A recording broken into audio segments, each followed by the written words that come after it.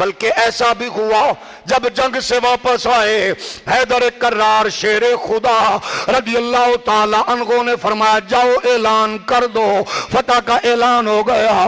اب یہ آنے والا عبد الرحمن ابن ملجم بد نصیب وہاں سے چلا۔ اب سنیے موسیقی کے دلدادہ حکمرانوں سے کہنا چاہتا ہوں اور اپنے آپ کو موسیقی روح کی غذا کہنے والے بد نصیب معاشرے کے افراد سے کہنا چاہتا ہوں یہ موسیقی کتنی گھٹیا ہے، یہ گانا باجا کتنا خطرناک اور کتنا غلاظت بھرا گئے۔ یہ عبد الرحمن ابن ملجم محبت بھی کرتا، چاغت بھی، نعرے بھی لگاتا، لیکن جب آگے آیا ایک گھر سے گانے بجانے کی آواز آئی۔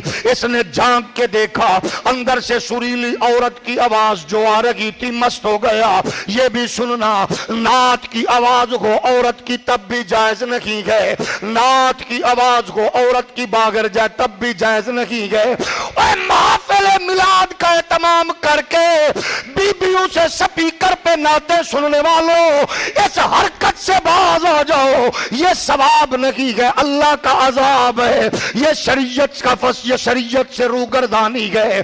اس لیے آواز گانے کی ہو تب بھی حرام، آواز قرآن و حدیث کی بغیر عورت کی آئے جائز نہیں ہے۔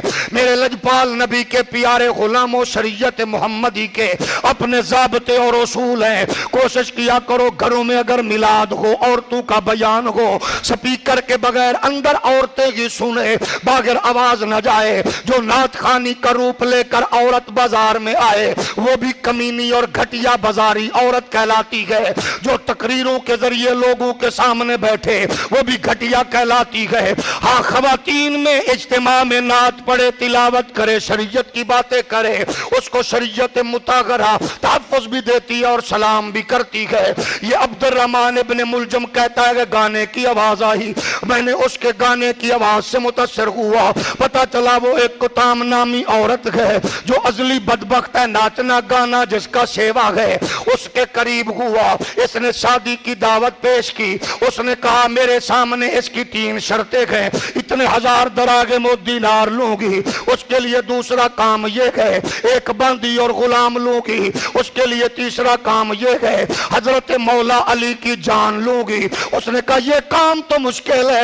اس نے کہا پھر دیکھ میں حسن و جمال کی ملکہ بھی ہوں، گانے باجے والی بھی ہوں، اگر تو میری خواہش رکھتا ہے تو مجھے علی کا قتل چاہیے، حیدر کرار کا قتل چاہیے۔ جب یہ اس بات پہ نہ مانا پھر اس عورت نے اگلا شکار یہ کیا، شراب پلائی۔ شراب یہ ایسی ام الخبائث چیز ہے، جب اس نے پلائی تو وہ اپنی اس فکر پر بھی چڑھ گیا، اس نے شراب پلا کے اس کو اس لائن پہ لگایا۔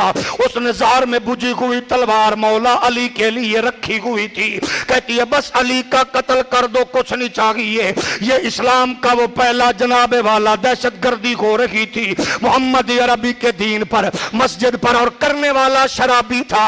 او مولویوں کو دہشت گرد قرار دینے والوں، تمہیں پتہ نہیں ہے دہشت گرد جب بھی ہوتا ہے شرابی ہوتا ہے، دہشت گرد زانی ہوتا ہے، دہشت گرد بدکار ہوتا ہے۔ یہ مسجد میں اللہ کے گھر میں دہشت گردی کرنے والا کون تھا؟ اس نے شراب پلائی، وہ ناچ گانے کا دل دادا تھا۔ ادھر حیدر کرار فرما رہے تھے بچوں یہ رمضان کے لمحے بتا رہے کہ ہمارا اگلا سفر شروع ہو چکا، ایک دن حسن پاک کے پاس، ایک ہی دن حسین پاک کے پاس۔ اب صبح کے ٹائم میں نکلے، بدخوں نے شور مچانا شروع کر دیا۔ حیدر کرار کے بچوں نے روکا، فرمایا ان کو روکنا نہیں ہے، یہ بتا رہی گئے آج فراق کی گھڑیاں قریب آ رہی گئے۔ مولا علی مسجد میں داخل ہوئے، عبد الرحمن ابن ملجم چھپا ہوا تھا۔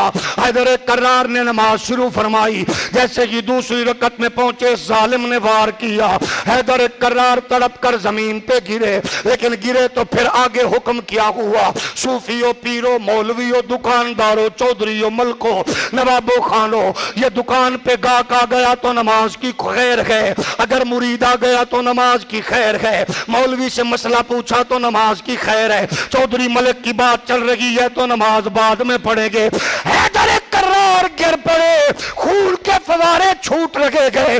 فرمایا حسن کہاں گئے؟ جی بابا فرمایا پہلے مجھے نہ سنبھال، نانے کا مسلح سنبھال، مسلح پہ مصطفیٰ کریم کے شریعت کے مطابق اس قوم کو نماز پڑھا دے۔ میرے لجپال نبی کے پیارے غلاموں، حیدر کرار کو گھر لے کے آئے، فرمایا پکڑ لیا گیا عبد الرحمن ابن ملجم کو، فرمایا اگر میں زندہ رکھا تو یہ سن لو، جو کھانا مجھے دو اس کو بھی وہی دو۔ آج لنڈے کا انگریز ہمیں تہذیب سکھاتا گئے، محمدی آنٹی کا ناجائز بیٹا ہمیں دین سکھاتا گئے، آج شریعت اور اسلام پر بھونکنے والے ہمیں بتاتے گئے یہ مصطفیٰ کی شریعت ہے۔ حیدر کرار قاتل کے بارے میں کہہ رکھے گئے جو مجھے پلاؤ اس کو پلانا، جو مجھے کھلاؤ اس کو کھلانا، اگر میں جاں بحق ہو جاؤں تو سن لو ایک وار کرنا، کیونکہ اس نے مجھ پہ ایک وار کیا ہے۔ میرے کریم آقا علیہ السلام کے پیارے غلاموں، حیدر کرار نے وصیت ارشاد فرمائی، فرمایا بچوں کو آپ نے ارشادات فرما دیے، فرمایا رشتہ داروں سے حسن سلوک کرنا، بہنوں سے پیار کرنا، بھائیوں سے شفقت کرنا، حسن حسین کا خیال رکھنا، حسین زینب ام کلثوم کا خیال رکھنا، اپنے بچوں کا خیال رکھنا۔ او میرے بیٹو تم میرے آقا کی امت کا خیال رکھنا، جگہ جگہ تکلیفیں آئیں گی، صبر و استقامت کے کوگے گراں بن جانا۔ ہم چلتے ہوئے کربلا کی جانب جا رہے تھے، وہاں قافلہ رکا تھا، مجھے پتا چلا گیا آپ کو وہاں بھوکا پیاسا شہید کیا جائے گا، حسین ہمیشہ خیال رکھنا۔ میرے کریم آقا علیہ السلام کے پیارے غلاموں، حضرت مولا علی نے وصیت ارشاد فرما دی، فرمایا میرے جنازے کا اہتمام کرتے ہوئے حسن تم پڑھانا۔ اب جنازہ ادا کر دیا گیا، اب لے کر چلے حضرت جناب مولا کائنات کو دفن کر دیا۔ فرماتے ہیں جب واپس آنے لگے 19 کو یہ حملہ ہوا، 21 کو مولا علی نے جام شہادت نوش کیا۔ فرماتے ہیں واپسی آتے ہوئے ایک بوڑھا لاچار لاغر و نحیف بابا ملا، کہتا ہے بزرگوں مجھے بتاؤ آج مجھ پیاسے کو، پریشان حال کو، مصیبت زدہ کو 3 دن ہو گئے کوئی گلے نہیں لگا رکھا۔ کہا کون ہو بابا؟ کہتا ہے بھوکا پیاسا ہو، زمانے کا ستایا ہو۔ ایک بزرگ آتے تھے روزانہ مجھ سے باتیں کرتے تھے، میرا دل بہلاتے تھے اور آ کے کہتے تھے آج مسکین کے پاس آ گیا، آج غریب کے پاس آ گیا۔ اس کی باتوں کی خوشبو مجھے زندگی میں تر و تازگی بخشتی تھی۔ حضرت امام حسن نے فرمایا بابا جس کی تو بات کرتا ہے وہ تو مولا علی تھے، ہم دفن کر کے ابھی آ رہے گئے۔ کہتا ہے مجھے ان کے مزار پر انوار پہ لے چلو۔ وہاں گیا تو اس نے ایک چیخ ماری اور اس کی روحی کفس انصری سے پرواز کر گئی۔ میرے کریم آقا علیہ السلام کے پیارے غلاموں، آمنہ کے لال کی تربیت، حضور کی کریم آقا علیہ السلام کی شفقت و عنایات کا یہ سلسلہ تھا، یہ چراغ جس کو بجھایا گیا آج بھی وہ چراغ اسی طرح چمک رہا ہے۔ ختم نبوت کی حفاظت کی بات ہوگی، اسی چراغ کی چمک سے آج میرے علی اتریں گے۔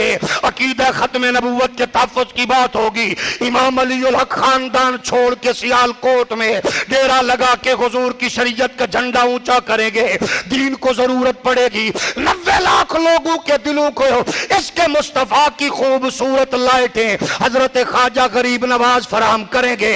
روجہ کی بدماشی ہوگی، راوی کے کنارے پہ حضرت داتا گنج بخش علی حجویری ڈیرا لگا کے محمد عربی کے دین کی شمع جلاتے نظر آئیں گے۔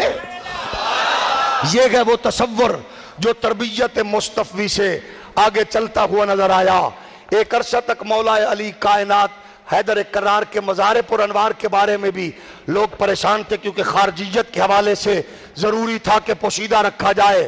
یہ عقدہ کب کھلا؟ جب خلیفہ ہارون الرشید شکار کے لیے ہرنوں کا شکار کرتے ہوئے آگے بڑھے۔ ہرنی کے لیے کتے اس کے ساتھ تھے، لوگ اس کے ساتھ تھے، تو خلیفہ ہارون الرشید آگے بڑھے تو ہرنی نے انہوں نے جا کر ایک جگہ پر پناہ لے لی، کتے دور کھڑے ہو گئے۔ ہارون الرشید نے پوچھا یہ کتے آگے کیوں نہیں جا رہے؟ انہوں نے کہا کیونکہ ادھر مزار ہے مولا علی کا اور کتے کبھی مزار پر نہیں آتے۔